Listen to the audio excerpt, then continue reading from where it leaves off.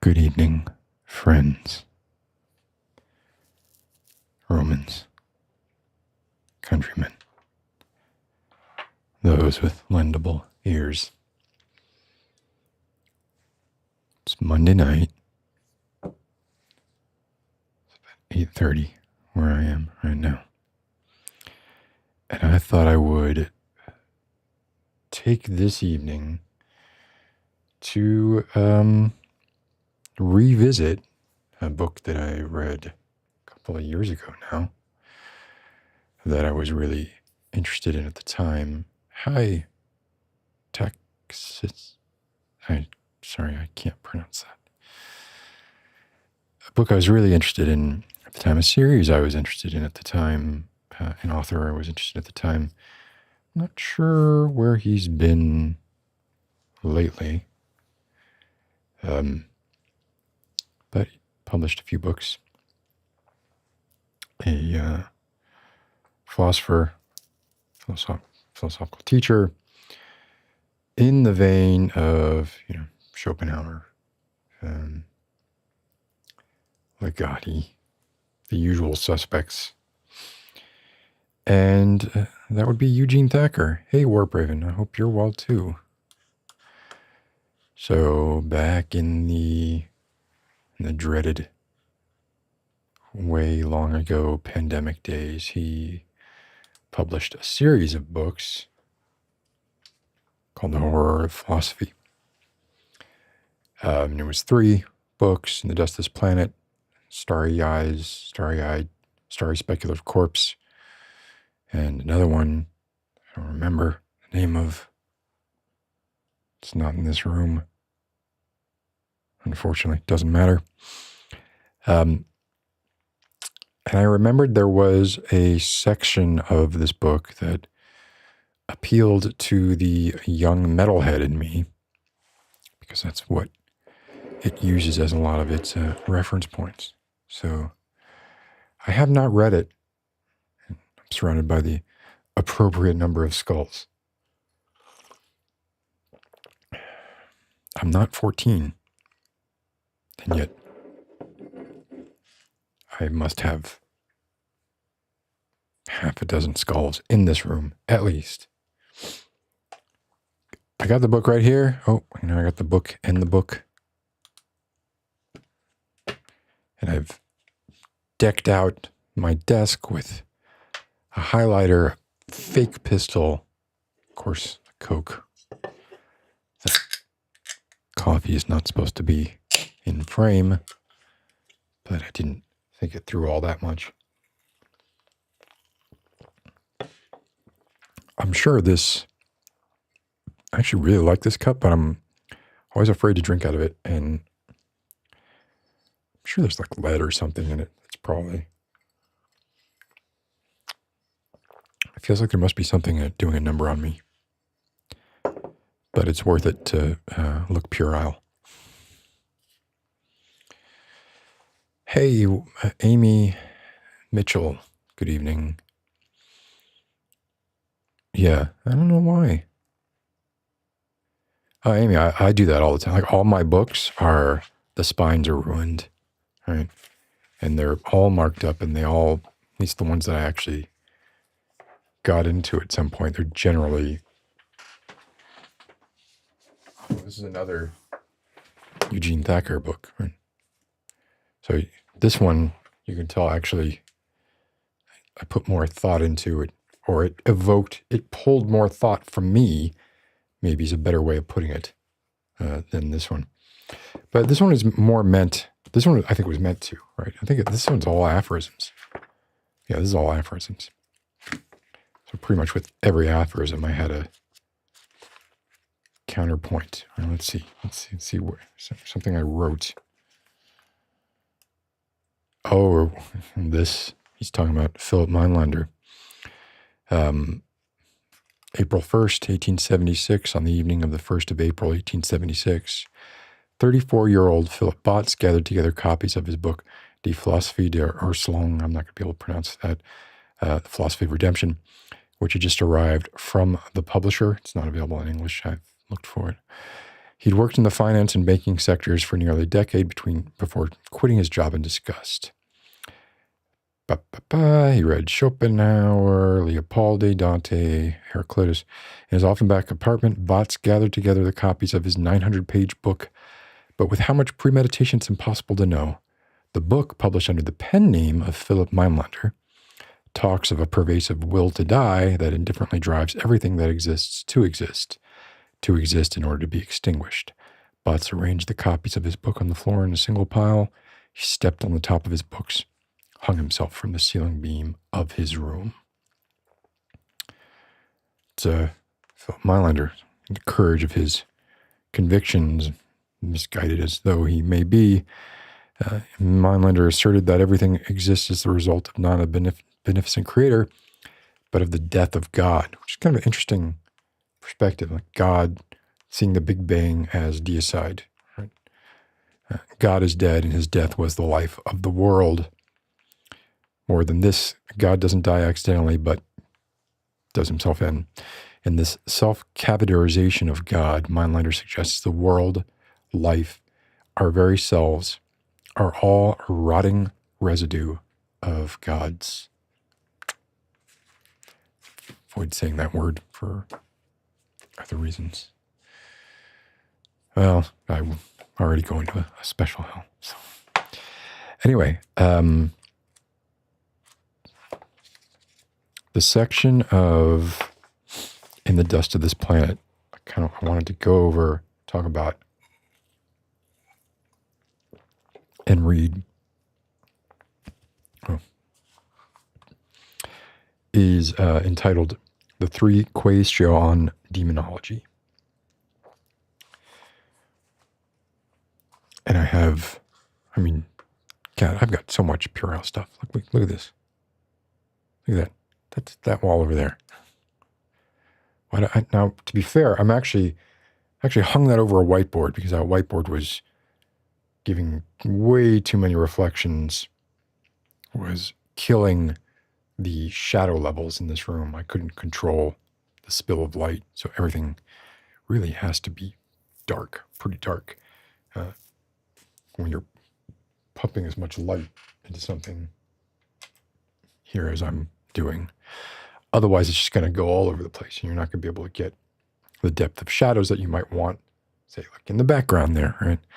So that's actually why that's hanging there. But, I still had to choose what to put there. How do you all mark the books? I never understood it or got into it, but it looks so interesting. I actually love these mild liners. They're like really, really light highlighters. And, they have a narrow and a fat end.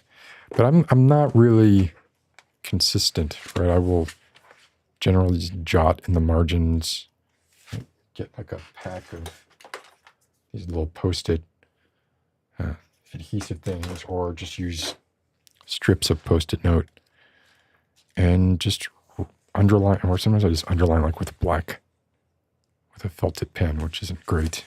And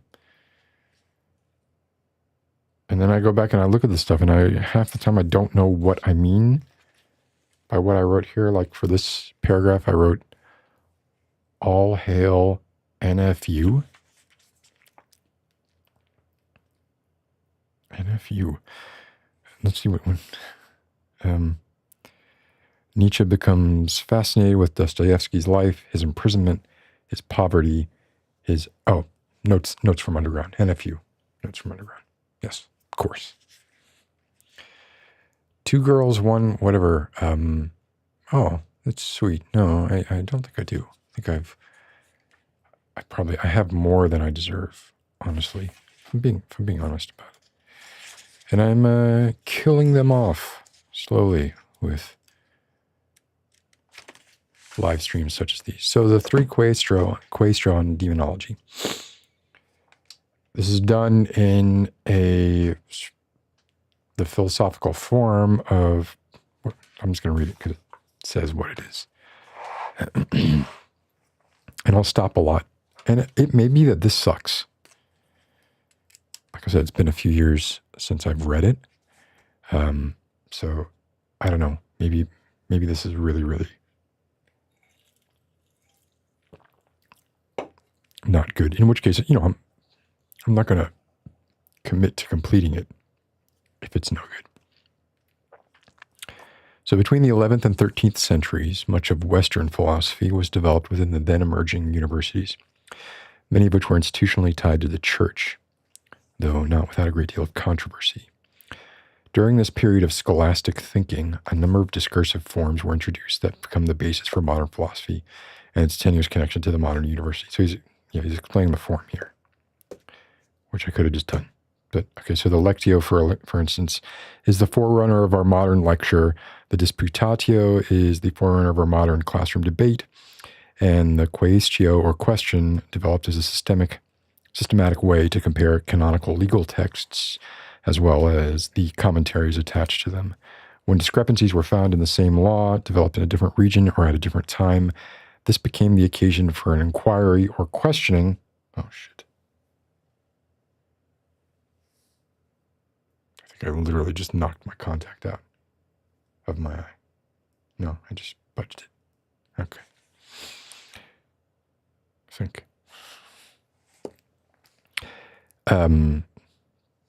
This, combined with the resurgence of the study of Aristotle's logical works, led to the kind of methodical, almost detective-like investigation of a concept that one finds, for instance, in the work of Thomas Aquinas. But the use of the Quaestio did not have strict rules. Aquinas sometimes incorporates Quaestio within the larger framework of the Summa, the summary, or compendium, while at other times the Quaestio themselves are the framework. What follows here are three Quaestio which deal broadly with demonology, understood as the study of demons and the demonic. When I was in high school, there was a girl in the class below me. I was in a band called Demonology. And she used to just show up, like after school, she would just like be at my car and just be like, hey, can you give me a ride home? And like, if I'm being totally honest, I was a little afraid to say no. So for most of my, I don't know, it was my junior year, I don't know what it was, something like that, I gave this person a ride home. It was on the way, more or less, where I was going. But actually, I think their band actually got some traction. In Miami, there were like, there was a death metal movement. Demonology. Oh, here it is, yeah. In the Encyclopedia Metallum. Oh, it's got a picture of him too. Here, I'll put it up. Here's Demonology. From Miami, early 90s. The one that would show up at my car was the one sitting in front, looking off to the side.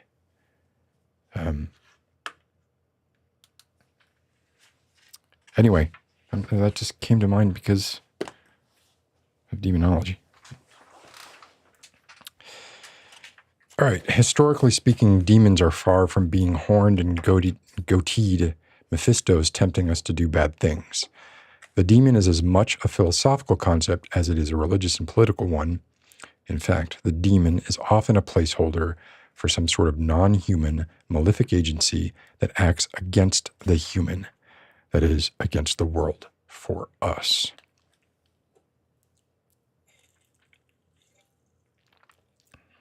Borrowing from thinkers such as Aquinas, each Quaestio utilizes the simple format. Like, I almost just want to say question there. I don't want to say Quaestio every time.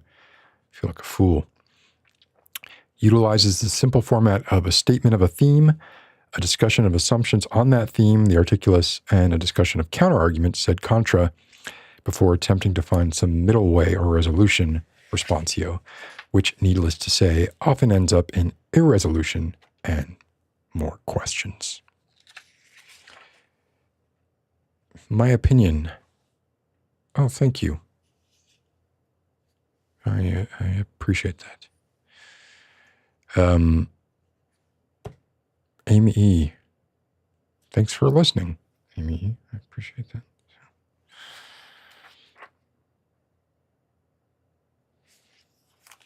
Okay, so here's the first question. Here's the first question. Question 1. On the meaning of the word black in black metal. Articulous. Demons abound in popular culture, and yet we longer believe in demons.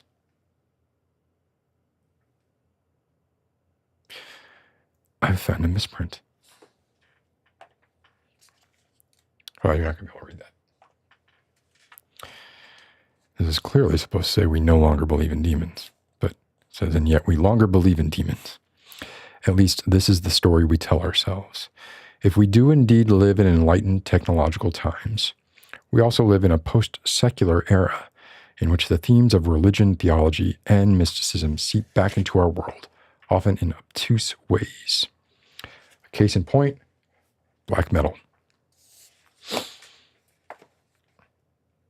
Look, I was of an age when one of the ways you could insulate yourself from the terrors of the world around you as a child, I think your 16-year-old is a child, obviously, would be to listen to the most horrifying and shocking music that you could. Somehow that made you cool. You're like, look at what I can enjoy. I don't understand. Looking back, I mean, I still listen to that music, but I don't understand that sort of cult of exclusion around it. I guess it still goes on. It's always been a thing. The Beatles didn't cut their hair. Black metal is not just a music genre, but also a subculture and a way of thinking about demons and the demonic in a world of religious extremes. While black metal bands rarely put forth anything like a systematic philosophy of horror, the music, lyrics, and iconography of black metal are relevant for the ways in which they look back to earlier concepts of demons and the demonic, in all their ambiguity. In a way, there's no better starting point for the horror of philosophy than black metal. Well, lucky me. Like I've been an atheist since, I don't know, as long as I can remember. I mean, I went to a religious elementary school, but even then I just remember thinking this was silly and why were we doing this? And I remember I was like, oh, this is kind of fun. But,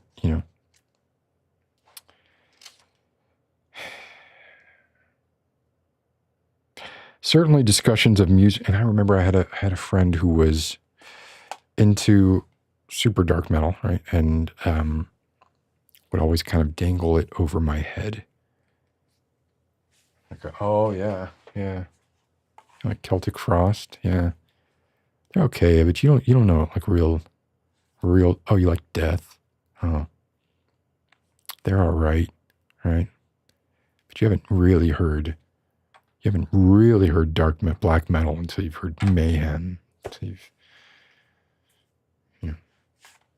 Children of, there's a bunch of, it was gatekeeping, right? It was gatekeeping in a way that tried to make me feel, and others feel like they just weren't part of that club. I have some lingering resentment about that. There were things that drove me to do because I was, there you go, my opinion. Yeah, I remember there was a local band around in Miami when I was growing up called Homesick Abortion. It's just like, infant annihilator. Yeah, that's it. That's the kind of thing we're talking about. Like, how can we shock you? It's a haunted house. It's trying to get you to be afraid but compelled. And it's a great armor, you know. Well, it's not great armor, but it's an armor you can put yourself in. Yeah, I mean, Mayhem is the, I guess, the poster child band for black metal, right? Whatever. I was not like a supporter of the burning of churches or anything like that. Just because I didn't believe in it didn't mean that I thought you should just go around acting out this shit. All right, certainly discussions of music genres often revolve around what does or doesn't constitute the essence of the genre. That's kind of what we were just talking about. When disagreements arise, a common solution is simply to divide the genre into subgenres. Metal is no exception to this pattern, and there are more and more metal subgenres every day, of course. Metal is no longer just heavy, but death, speed, grind, doom, funeral, and, of course, black metal. That said, while there is no shortage of discussion on metal as a music genre, there is less discussion on all the adjectives that make one subgenre distinct from one another. I also remember this being like just a big old pain in the butt. Right? It's just like most of these, not all of them, right? Speed metal, thrash metal, to some extent death metal. Those are kind of they're kind of the same. And then doom, funeral, those are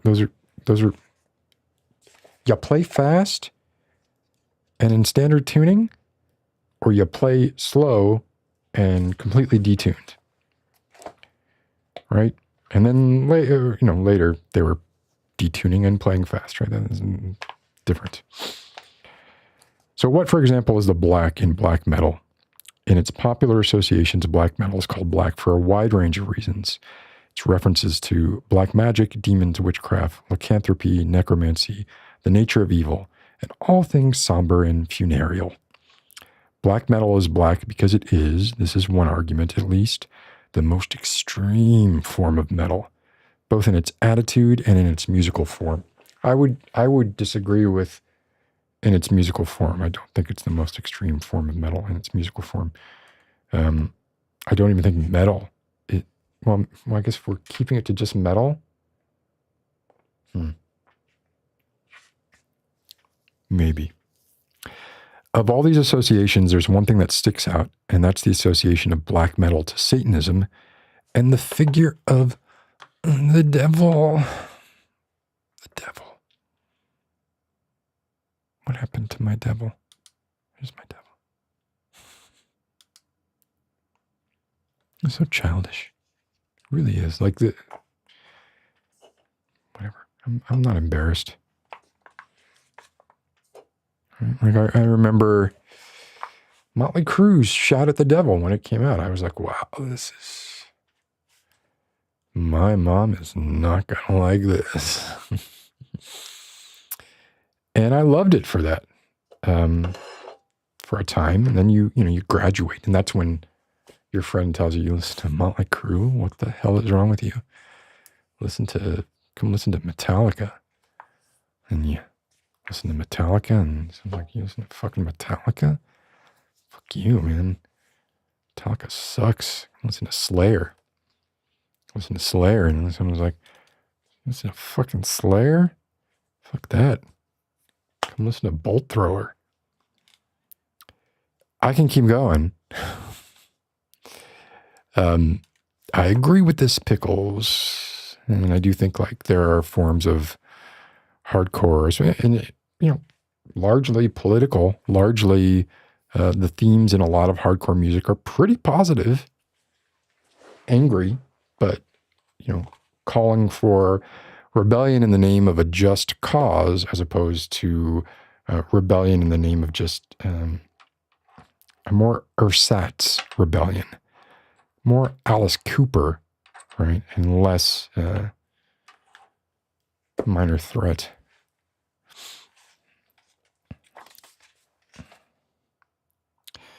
All right. So what, for instance, okay, we got this already. Of all these associations, the devil. Right, here we are. In fact, it would seem that this equation is the defining factor of black metal. Black equals Satanism.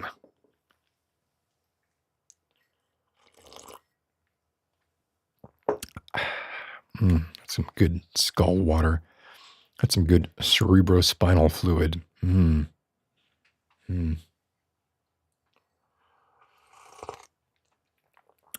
Blythe World, 1972. Oh, that's very kind. Thank you. It's a year I was born.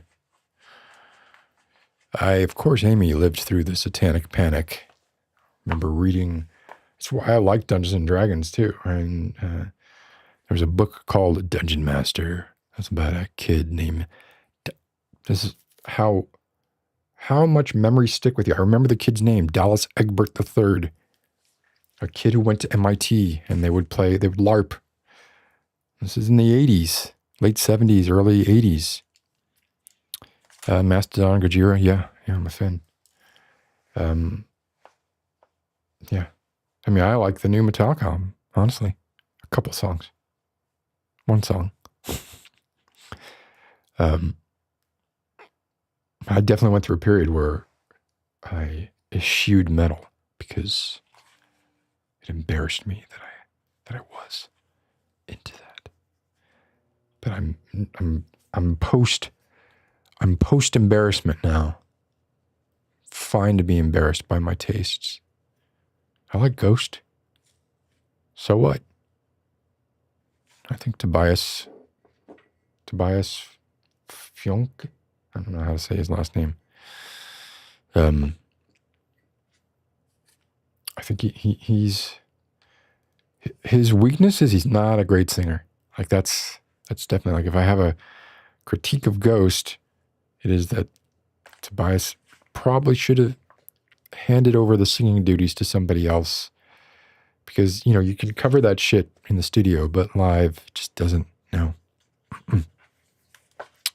Doesn't work. Anyway, so Black is Satanism. And this is a reduction, and we'll undo it later.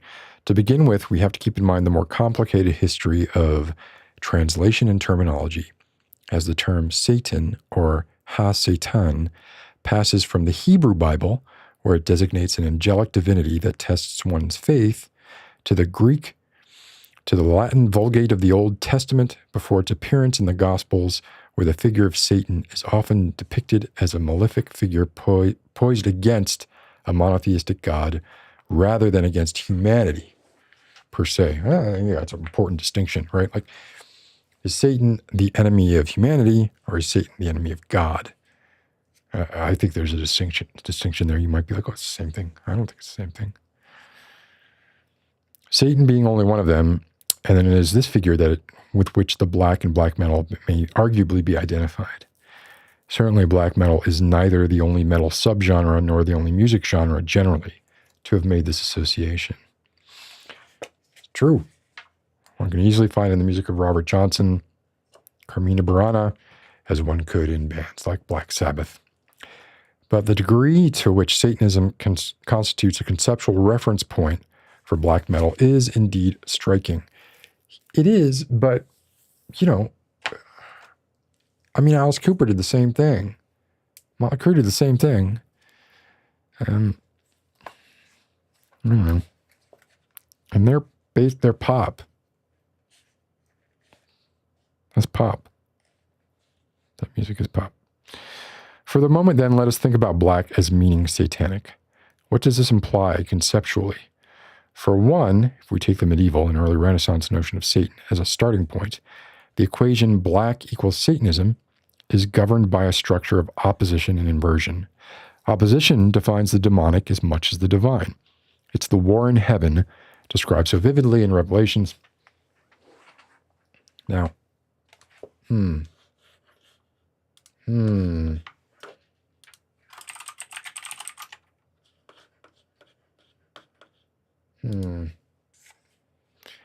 Is that the proper way to refer to Revelation? Like, I don't know if this is, am I being too pedantic?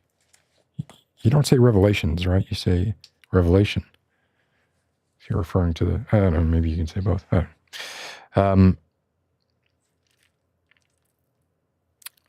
Dramatized in Milton's Paradise Lost.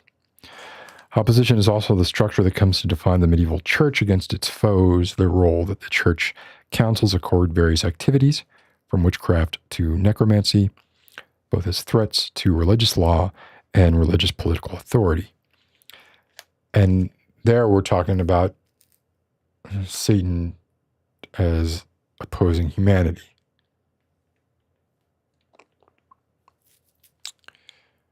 Mitchell, the closest thing in reference in recent memory was the WAP controversy and maybe even that weird uproar about Lil Nas X dressing as Satan in a music video. Seems awfully tame to get mad about. Yeah, but, you know, we are generally sort of, we're itching for a fight, right? We don't really have, we're a coddled, this is a fairly, for a lot of people, right? Not for a lot of people, this is a time of great oppression. For a lot of other people, this is a time of great coddling. And with that coddling comes a sort of sense of finding more and more trivial things to get extremely upset about. Oh, my opinion, you literally just kind of went on to say what I said there. Yeah. Yeah. You gotta have a focus point for your anger, right? The image of Satanism takes on a different form by the 19th century, however. In a sense, one cannot really talk about Satanism before this time, at least not as an organized counter-religion complete with its own rituals, texts, and symbols. What we would call Satanism before this time was, legally speaking, defined by the church as heresy. And heresy is a particular kind of threat. It's not the threat of not believing at all, but the threat of believing the wrong way. So, in my understanding is like that it's actually considered worse or just as bad. Believing the wrong way is just as bad as not believing at all. Which, especially once you get down to like splitting hairs of, you know, Episcopalian versus being Lutheran.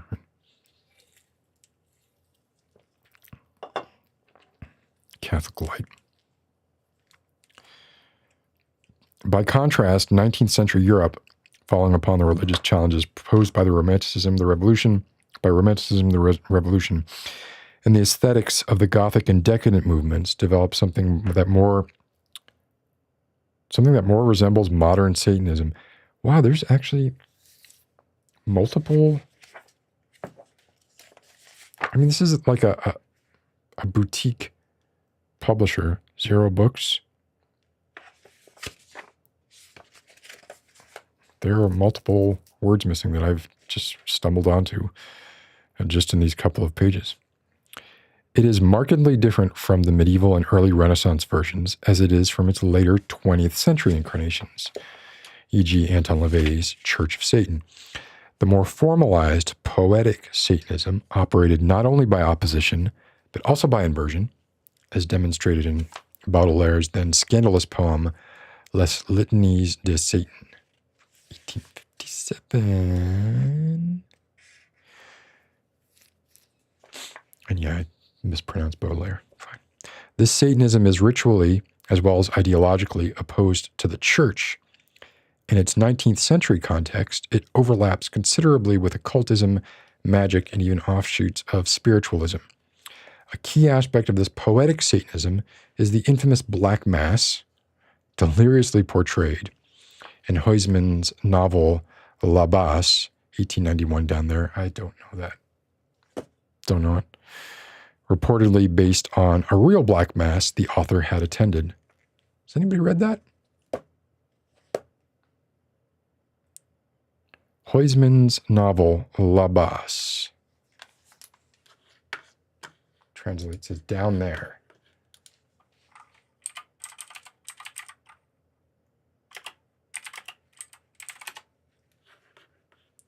Or the damned. Wait a minute. No, I don't think I've read this. But I will soon. Bye now. Place your order. Yes, I know. I'm ordering from Amazon. If you're going to order a book about descent into a debaucherous, Dali-esque, whoops.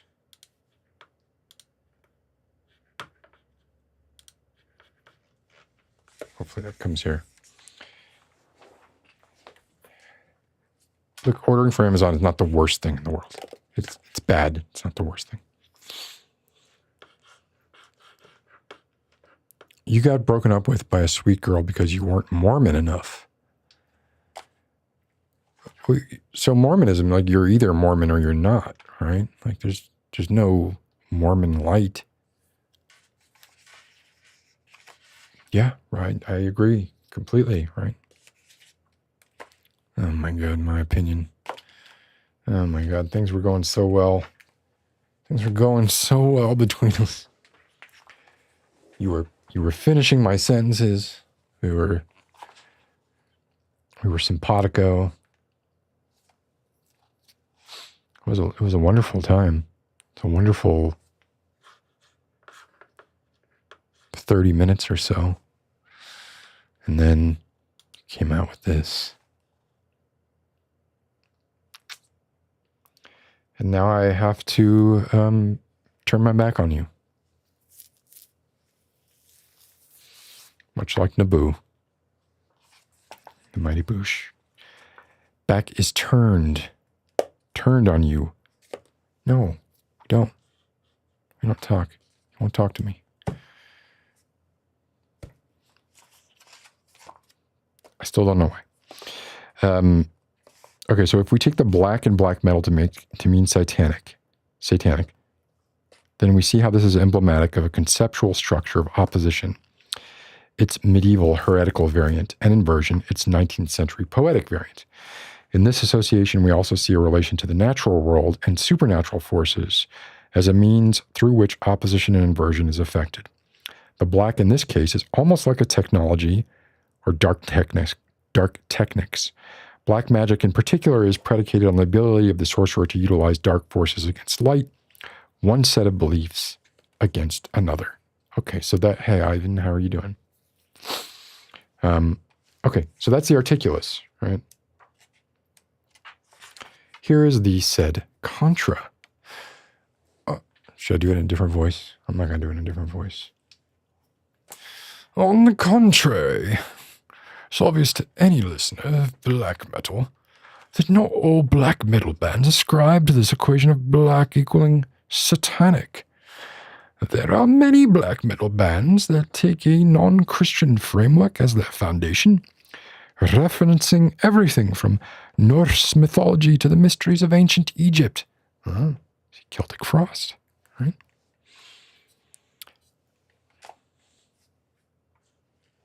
IDK about this YouTube. Yes, I know what a black mass is.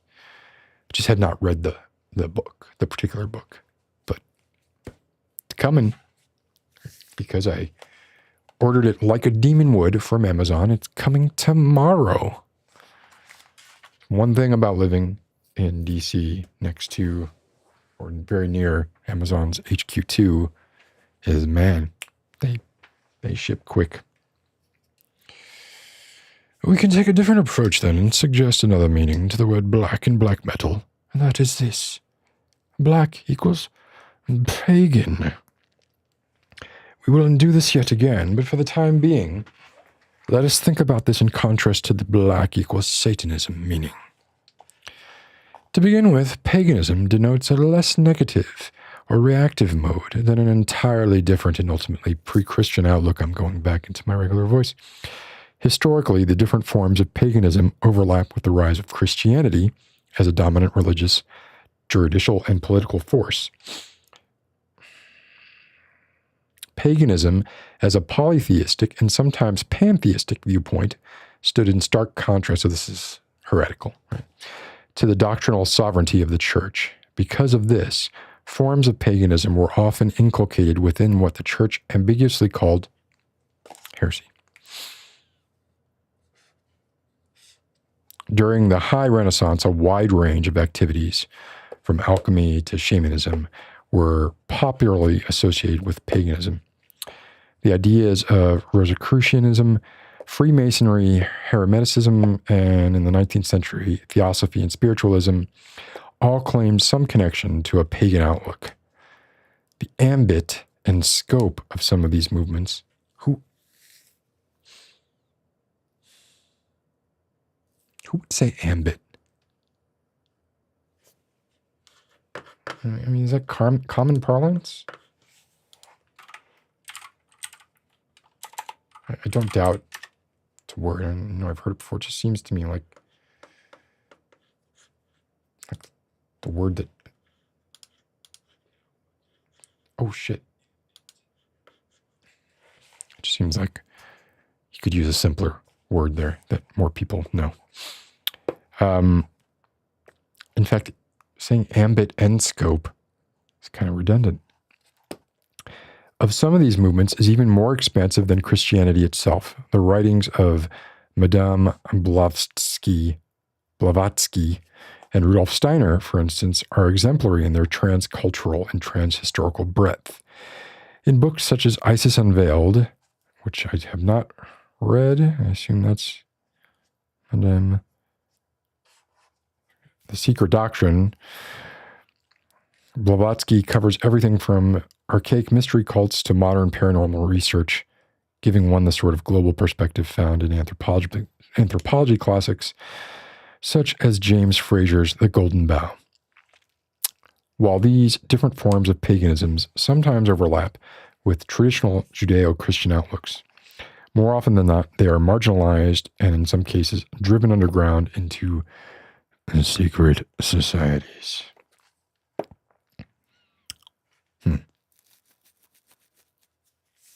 Here we see one major difference from the prior association of black with Satanism. Whereas the latter operated through opposition and inversion, the former is related to the dominant framework of Christianity by exclusion and alterity.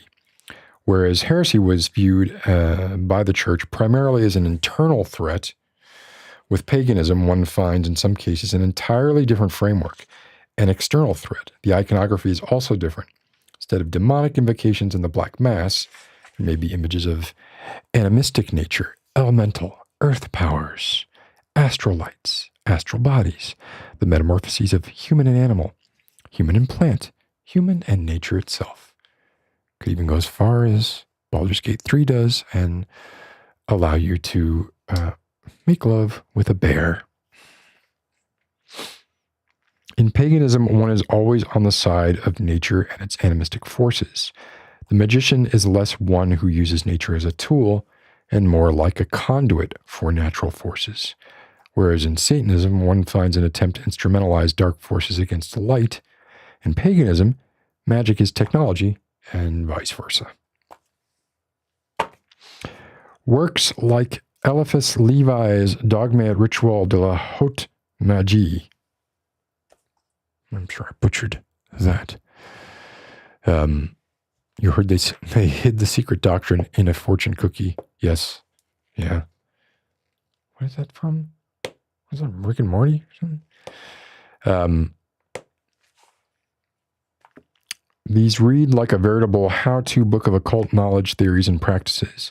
In contrast to the dark techniques of Satanism, then the dark magic of paganism. So, I want to say that this is all anecdotal. Hi, Miriam.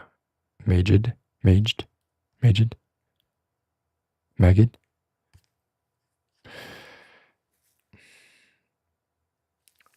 Paganism was very popular amongst my generation when we were,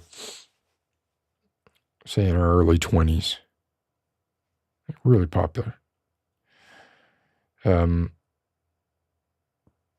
Black magic, white magic, and a whole bunch of, like, I guess, tangentially related areas of study, of, like, different ways. To me, like they were all sort of like, how many different ways can we burn incense? Or those bundles of lavender, whatever the hell they were. And can we be spiritual? Can we make sure to roll recreational drug use into our spirituality? To me, that was just, honestly, like, it was less nefarious, but I think only because it was less powerful, and less organized. And I kind of think if you were to give if you were to take the mitre from the Pope and give it to a pagan high priestess, whatever it would be, right? I kind of think you'd fall into the same shit. I don't know that would be any better. I think it's people just shouldn't have power. Like, we laugh when we're talking about, I say we laugh. People on my Twitter timeline laugh when we talk about the fact that billionaires should not exist, which I believe they should not exist. That is to say that the tax brackets should be organized in such a way that you could never become a billionaire. And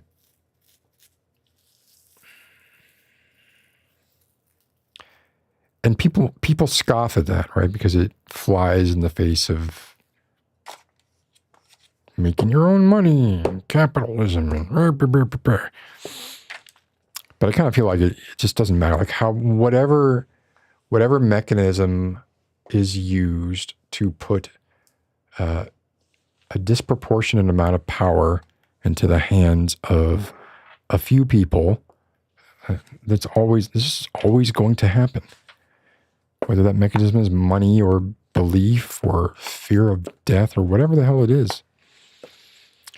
All right, so now we get into the responsio. So essentially we're going the quaestio, right, which is maybe this, and then the articulus, which is this, and then the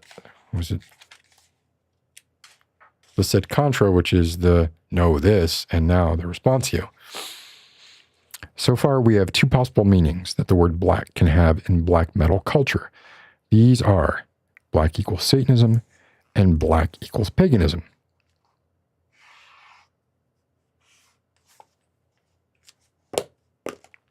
I honestly don't know if people thought too much about it.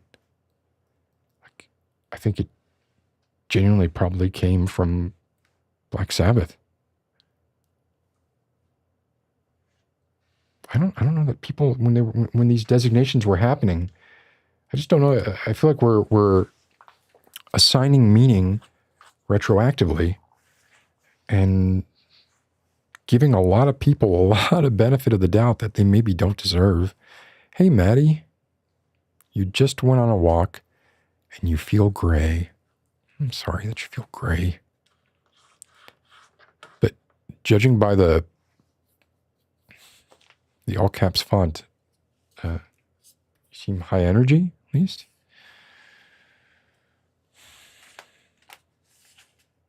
Oh, gosh, I did get this confused, didn't I? Thank you for pointing that out.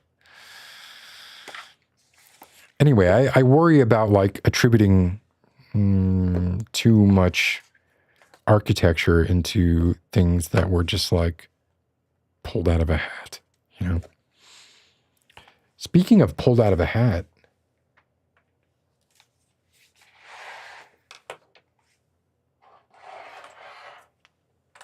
I have a magic moneymaker here.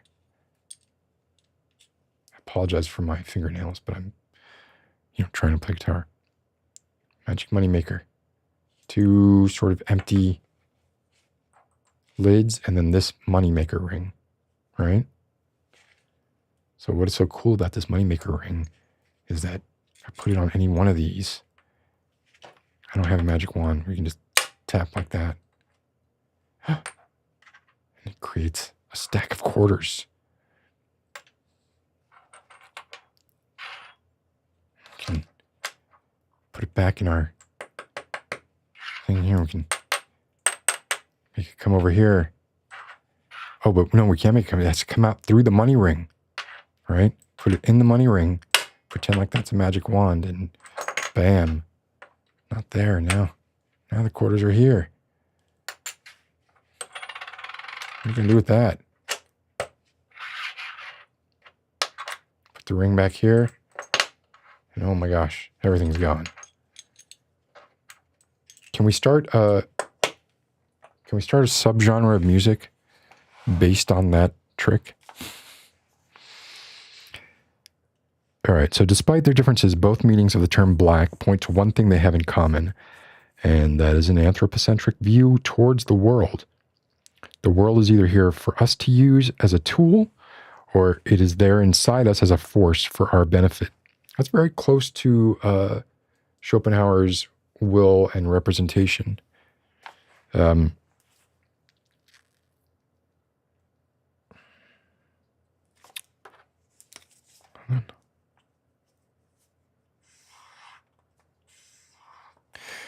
Even as the various forms of paganism adopt an animistic or pantheistic view of the world, they also assert a means of knowing and utilizing the forces of that world. The self is at once united with the world and yet split from it. Pixel horror. What's up, gamers? Oh, I'll tell you. What's up, pixel horror. I have been playing Dave the Diver, and I'm hooked. Oh, I didn't even mean for that pun. But I genuinely am. Like, I am a sucker when it comes to... I don't know, I've just been sitting here, I don't know. Take a... Let's roll the dice. Is this latte? It's fine. Been playing Dave the Diver.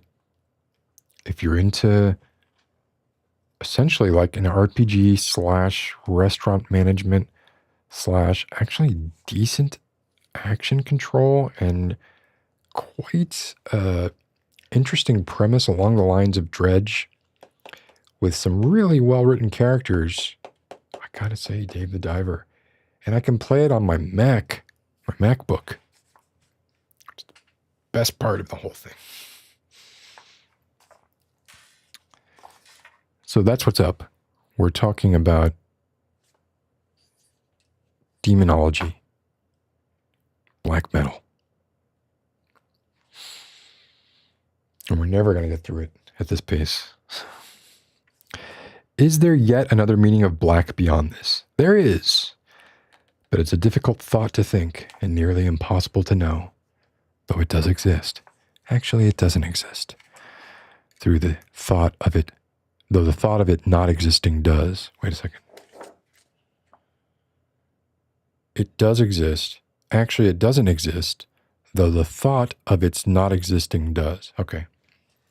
As we noted, both the satanic and pagan variants of the word black remain minimally committed to the perspective of the human, even as they posit forces in the world beyond all comprehension. The result is that these dark forces are in some way always for us as human beings, so that would be the world as will, either as wielding darkness or being on the side of darkness, whereas both the satanic and pagan variants retain an anthropocentric thread, a third position, which we can call cosmic, attempts to relinquish even this.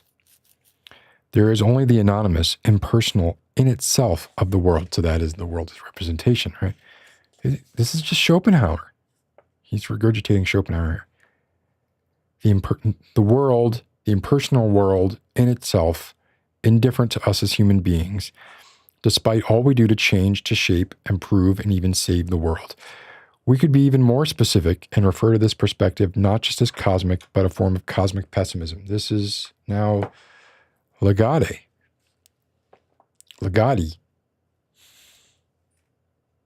Literally, I looked up, I saw Melissa Hall saying, is that latte yummy? And I conflated Legati and latte into legate. It's pretty yummy, but I don't want to drink much of it because it's late. So cosmic pessimism. So the view of cosmic pessimism is a strange mysticism of the world without us. The abyss. It's occultism. It's the difficult thought of the world is absolutely unhuman, indifferent to the hopes, desires, and struggles of human individuals and groups. Yeah. Yes. So what he's saying there is the truth. Its limit thought is the idea of absolute nothingness, unconsciously represented in the many popular media images of nuclear war, natural disasters, global pandemics, the cataclysmic effects of climate change. Ooh, the air quality here today was 151. Went out for a bit and I could feel it. Could feel it. It's not just in my head. Beyond these specters, there is the impossible thought of extinction, with not even a single human being to think the absence of all human beings. With no thought to think the negation of all thought. That's the old, when humanity expires, who will be there for it to be a tragedy for? The answer is nobody. Which then begs the question, would it be a tragedy? And the answer is, from my perspective, probably not. We may wink out at any moment. Could happen right now. Or now. Or don't spout tautologies at me, IDK, about this YouTube.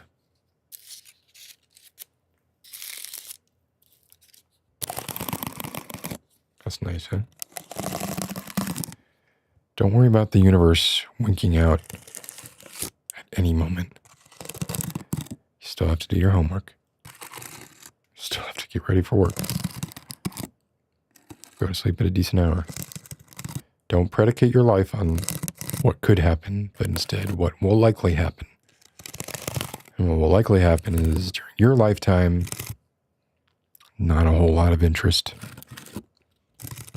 The pandemic may be the pandemic if you're of a certain age, 9/11 if you're of another age, may be the defining event of your generation. It's probably something else, but could be. Okay, so by this rationale, right, black equals cosmic, or better, black equals cosmic pessimism. Cosmic pessimism has a genealogy that is more philosophical than theological. Oh, okay, so he does. All right, I was going to say,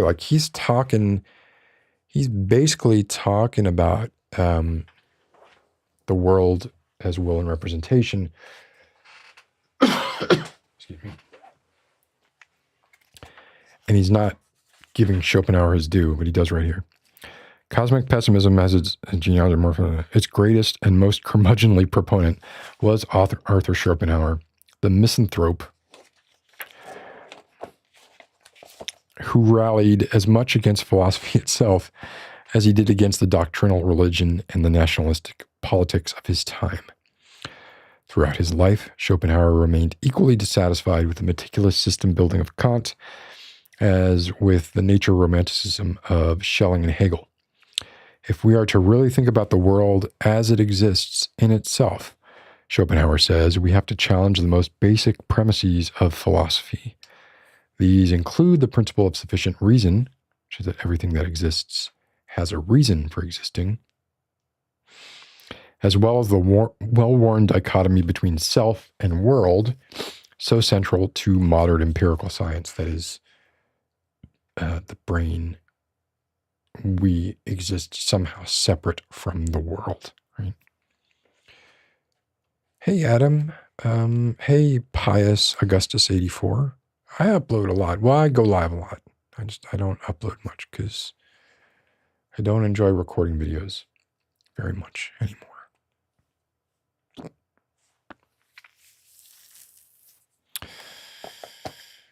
right. So he is big. Okay. Yeah, he is doing this. I should have remembered this, but I didn't. It's been a couple of years. The dichotomy between self and world, so central to modern empirical science. We have to entertain the possibility that there is no reason for something existing, or that the split between subject and object is only our name for something equally accidental we call knowledge. Or an even more difficult thought, that while there may be some order to the self and the cosmos, to the microcosm and macrocosm, it is an order that is absolutely indifferent to our existence, and of which we can have only a negative awareness. So that's what he was talking about, like the idea of thinking about a thing that you can't think about and realizing it, the ant in the afterbirth, inter alia. The most we can do, Schopenhauer notes, is to think this persistence of the negative. He uses the term Vorstellung, representation, idea, conception, to describe this negative awareness, an awareness of the world as we conceive it, be it through subjective experience or through aesthetic representation, or the world as it is presented to us, be it through practical knowledge or scientific observation. This is the distinction between his seminal work, The World as Will and Representation. Whatever the case, the world remains the world for us. Is there something outside this? Logically, there must be. Every positive needs a negative. Schopenhauer calls this non-existent something outside will, drive, force, a term that designates less the volition or action of an individual person and more an abstract principle that runs through all the things, through the bowels of the earth to the array of constellations, but which is not in itself anything. You with me? Is there anybody out there?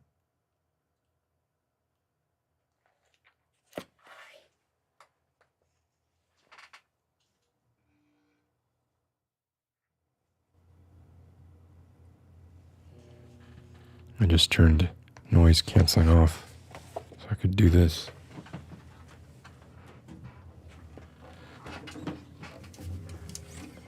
Is there anybody out there?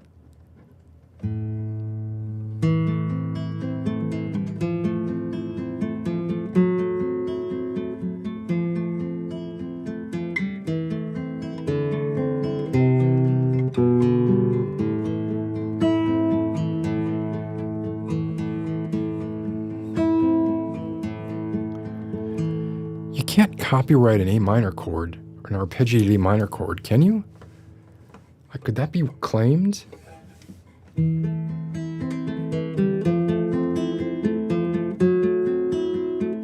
It'll be interesting to see if this gets claimed.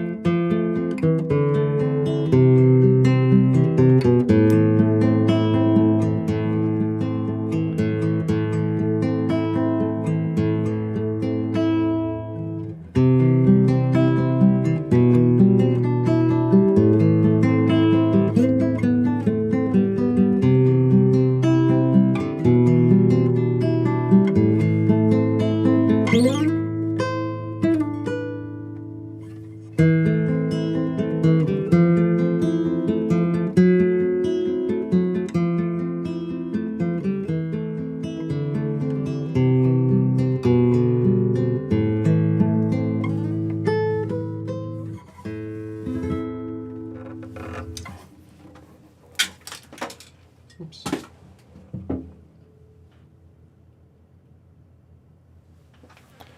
I will be, oh shit, I lost some of the color there. The filter fell off, a light. I will be interested to see if that gets copyright claimed. Anyway,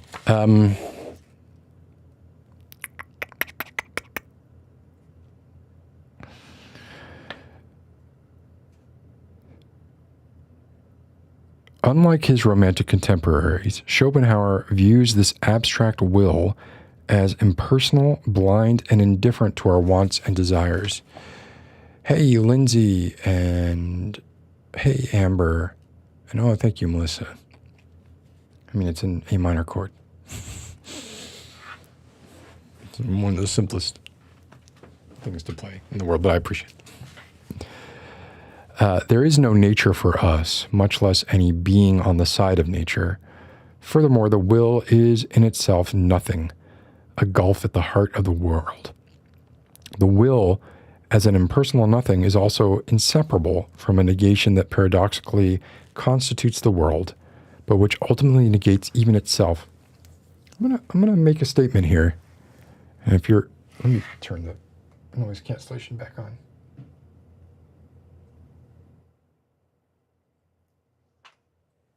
Because I got the air unit running completely. Actually, here's an interesting question. Could anyone tell the difference between the noise levels now? Listen to the noise level now. My voice and the noise level. And now listen as I remove the noise assist. I'm going to remove it slowly because you can apply it by amounts. It's coming up. And there. Now we're at no noise reduction.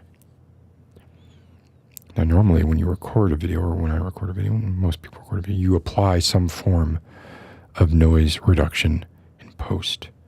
But being a live stream, one, like your audio quality is nowhere near where it would be if it were recorded, and two, you would need a live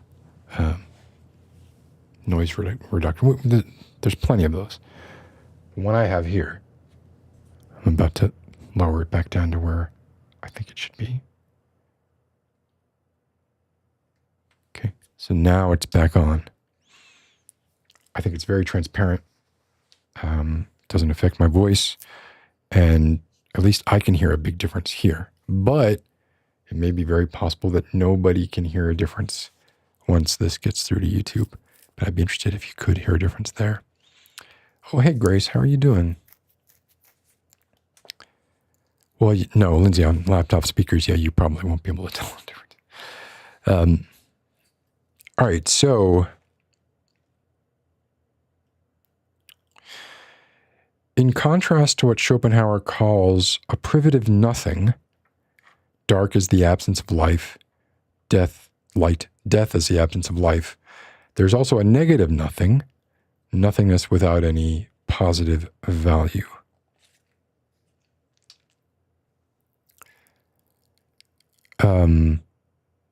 Amber, at first it sounds a bit clearer. Both sound amazing, but saturation is reduced on the first option, I think. I don't remember what...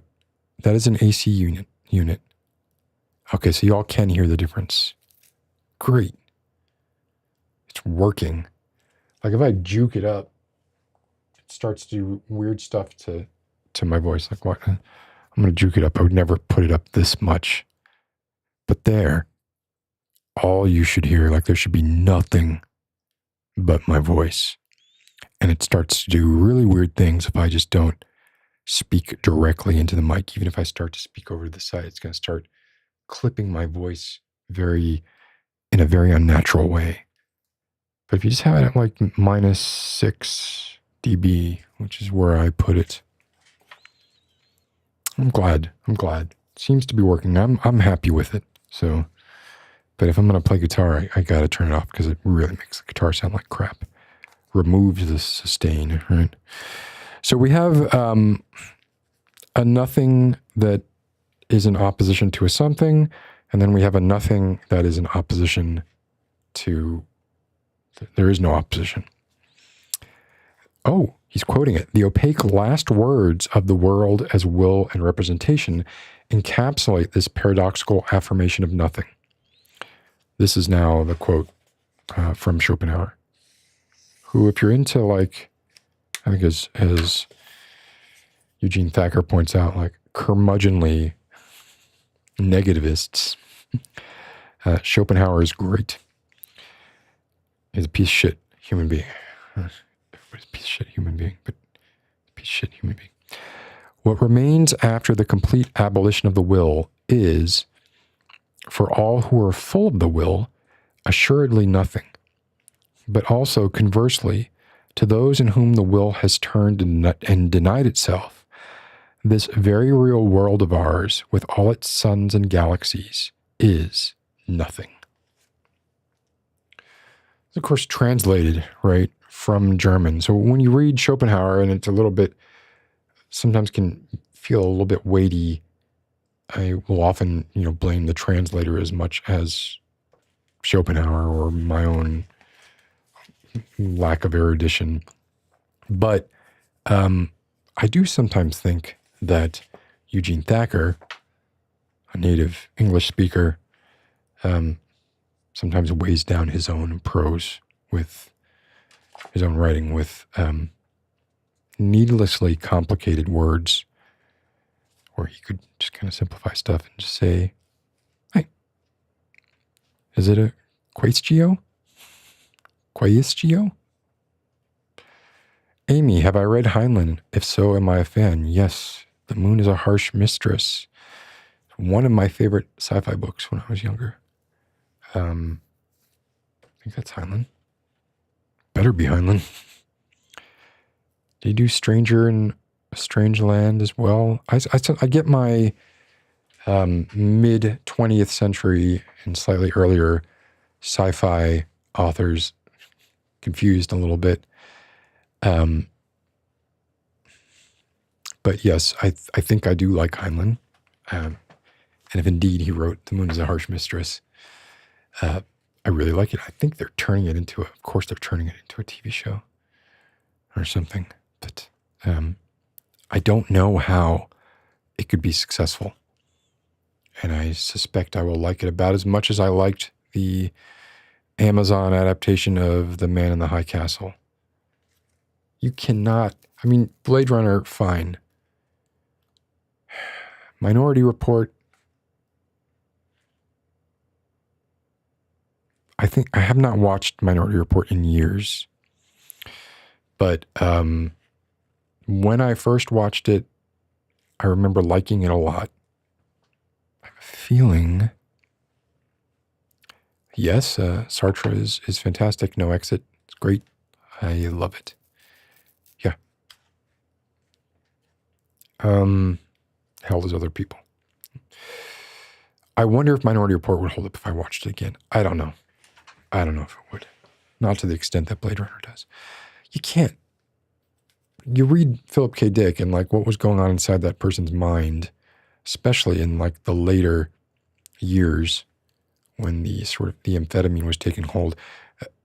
I do think Richard Linklater did a bang up job of Scanner Darkly, but this is going to seem heretical. Keanu Reeves kind of fucked that one up. That should not have been Keanu Reeves. Keanu Reeves can act like Keanu Reeves. He was not the right choice for Scanner Darkly, in my opinion. Yeah, Amy, I was jumping around there. All right, so Schopenhauer is unparalleled at this sort of metaphysical misanthropy, this type of cosmic pessimism. Even a thinker such as Nietzsche, who otherwise lauds Schopenhauer as one of his educators and great anti-philosophers, chooses to recuperate Schopenhauer's pessimism into a more vigorous, vitalistic will to power. That's a cop-out, man. It's a cop-out. Nietzsche was a cop-out. He couldn't take it all the way. He couldn't get it past the finish line. He had to pull back and be like, maybe there is something. Schopenhauer's pessimism is less about a human pessimism, that is, the all-too-human despair of an identity crisis or lapse in faith, and more about the way in which thought in itself always devolves upon its own limits, the hinge through which positive knowledge turns into negative knowledge, epistemology. To find an equal to Schopenhauer, one would have to look not to philosophy, but to writers of supernatural horror, such as H.P. Lovecraft, whose stories evoke a sense of what he termed cosmic outsidedness. Lovecraft.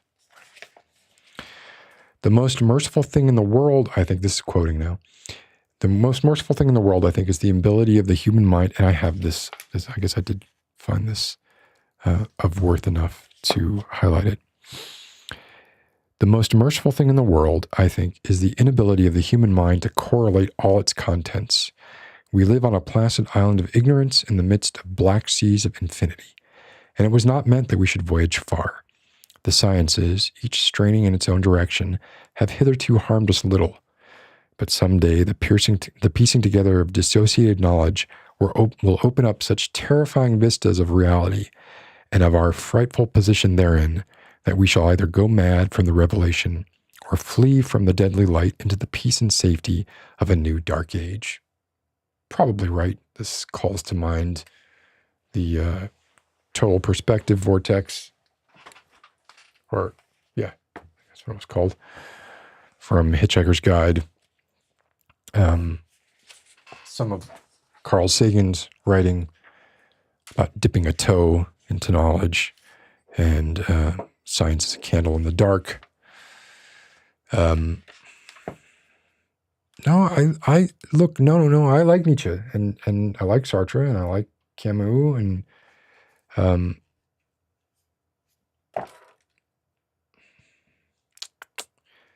I liked the myth of Sisyphus. Like I don't have to have the same beliefs as somebody, and I do find absurdism satisfying. I do. I find comfort in it. Like, what other way can one move forward? All right, so in summary, I think we're getting to the end of, oh my God, we've only gotten through the first question here. I don't have it in me to get through all three questions here. In summary then, another meaning of the word black, not Satanism with its opposition, inversion, and dark techniques, not paganism with its exclusion, alterity, and dark magic, but a cosmic pessimism with its dark metaphysics of negation, nothingness, and the non-human. What do these different conceptual aspects of black mean in relation to black metal culture? On the surface, it would seem that black metal bands would fall into one of these three meanings of the word black. For instance, old school Norwegian black metal would seem to fit into the satanic meaning of black, as evidenced by albums such as Dark Throne's Transylvanian Hunger, Emperor's Wrath of the Tyrant, Gorgoroth's Pentagram, and Mayhem's Mysterious Dumb Satanist. Likewise, it would seem that other black metal bands might fit the pagan meaning of black, as exhibited by Ulver's Nottin's Madrigal, Ildron's Forest Poetry, I don't know that, Striborg's Mysterious Semblance, and Wolves in the Throne Room's Diadem of the 12 Stars. I know the others. One could even suggest that some of the formal experiments in black metal, from the minimalism of Sono's Grimrobe demos to the wall of noise in World's stratification, might offer musical equivalents of the cosmic pessimism meaning of the word black. I would suggest, however, that this third kind of black, that of cosmic pessimism, is actually implicit in all of the above examples, although in differing degrees. In this sense, the most striking example of cosmic pessimism comes from outside the metal genre altogether. And if we're going to go outside the metal genre, then there's tons of music that's way more extreme than metal, in different ways. It's not about how fast you can play. It is by the Japanese multi-instrumentalist, poet, and mystic Keiji Haino. Haino's album, So Black as Myself. So I remember I had not heard of So Black as Myself prior to this, or I'd heard of it, but I hadn't heard it. And I remember going and listening to it, and I was underwhelmed. Employs a subtractive minimalism that is beyond that of Sono or dark ambient artists such as Lustmord. Haino's approach is eclectic, borrowing techniques from everything from no theater to troubadour singing. Clocking in at just under 70 minutes, So Black as Myself uses only a tone generator and voice. Its sole lyric is the title of the piece itself, Wisdom That Will Bless I, who live in the spiral joy born at the utter end of a black prayer. The piece is brooding, rumbling, deeply sonorous, and meditative. Sometimes the tone generator and Haino's voice merge into one, while at other times they diverge and become dissonant. Haino's voice itself spans the tonal spectrum from nearly subharmonic chant to an uncanny falsetto, perhaps produced only by starving banshees. Heine's performance is an example of the radically unhuman aspect of cosmic pessimism, the impersonal affect of dread, described by Kierkegaard as the antipathic sympathy and sympathetic antipathy. So, Black as Myself also manages to be mystical at the same time that the individual performer is dissolved into a meshwork of tones, voice, space, and instrument variously existing in consonance and dissonance with each other. So, Black as Myself is a reminder of the metaphysical negation that is also at the core of black metal, as if Schopenhauer's nihil negativum were rendered as musical form, ultimately negating even itself in a kind of musical anti-form. I didn't get all that from So Black as Myself.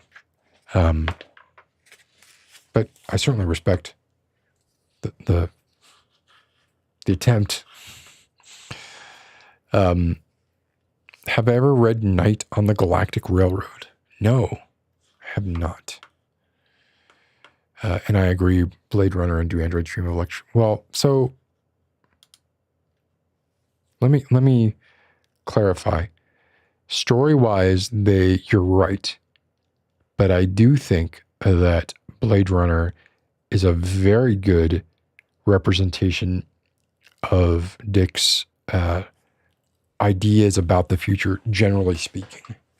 And I also think that, before he went off the deep end completely, and I do find his writing, the Transmigration of Timothy Archer. Ubik is probably one of my favorites. Wait. Yeah, Ubik. Sometimes I get Vonnegut and Dick confused too, because some of their stuff is thematically similar, although their writing styles really couldn't be more different. I find Dick's writing after he went a little bit crazy to be great, but a little less representative of, or a little less accurate in its futuristic predictions, right? So while Do Androids Dream of Electric Sheep has very little in common, apart from the very core concept, with Blade Runner, I do think that Blade Runner is in no small part a representation of Dick's idea of the future.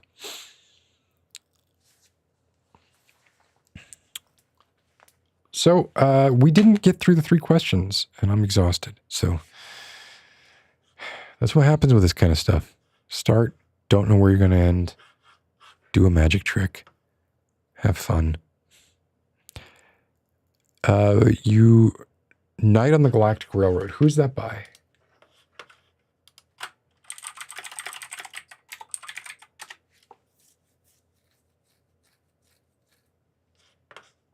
Oh, wait a second.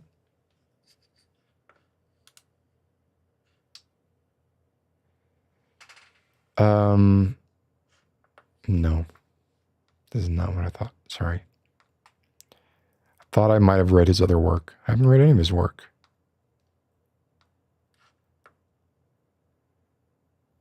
I almost thought, for a moment, I thought he wrote The Sick Rose. But he didn't. So you recommend it? Okay, I will definitely look into it.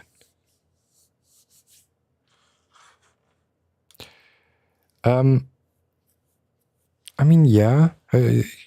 I'm not the best person to ask that. Back in the time when I was listening to that kind of music, there certainly was. And in the time since, I know, there's even a band called, based off Ligatti's work. I think I'm not sure if it's My Work Is Not Yet Done, or I Have a Secret Plan for This World. I think you could argue that a lot of these bands go into fantasy once they start going that way. I don't know, if you're looking for a soundtrack, and not necessarily specific references, sure, Gojira, right? Bands like that.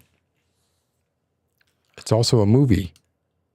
I'll read the book. All right. I hope you all have a good night. Thank you for hanging out with me while I read this.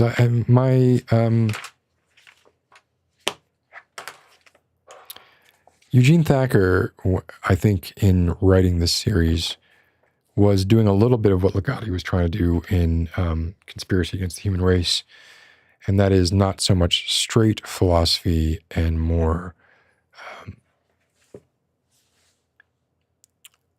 sort of fiction under the guise of philosophy meant to evoke horror in the reader by how bleak it was. And in that sense, it's very much like black metal, right?